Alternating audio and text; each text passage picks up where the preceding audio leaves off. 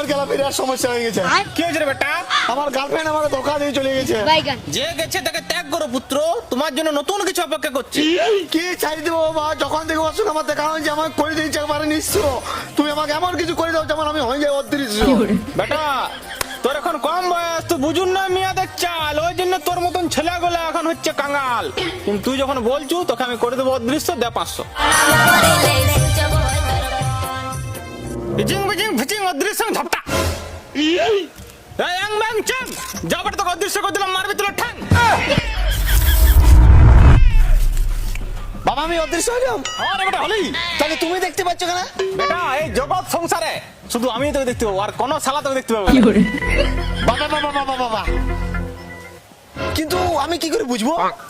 বেটা আমার উপর বিশ্বাস, আমার উপর।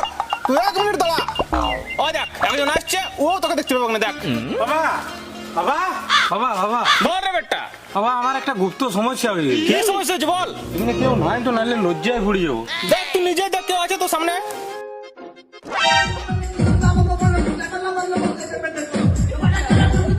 না বাবা কেউ নেই। বল এবারে। বলিও না বাবা, আমার মেশিনটা স্টার্ট নিচ্ছে না, হাওয়া নিয়ে নিয়েছে।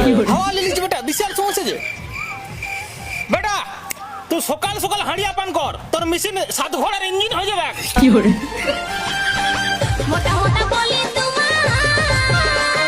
যা বেটা তোর সমস্যা সলভ।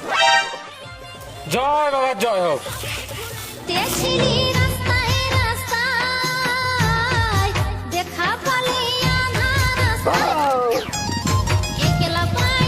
এই দেখতে পাই না, এই দেখতে পাই না।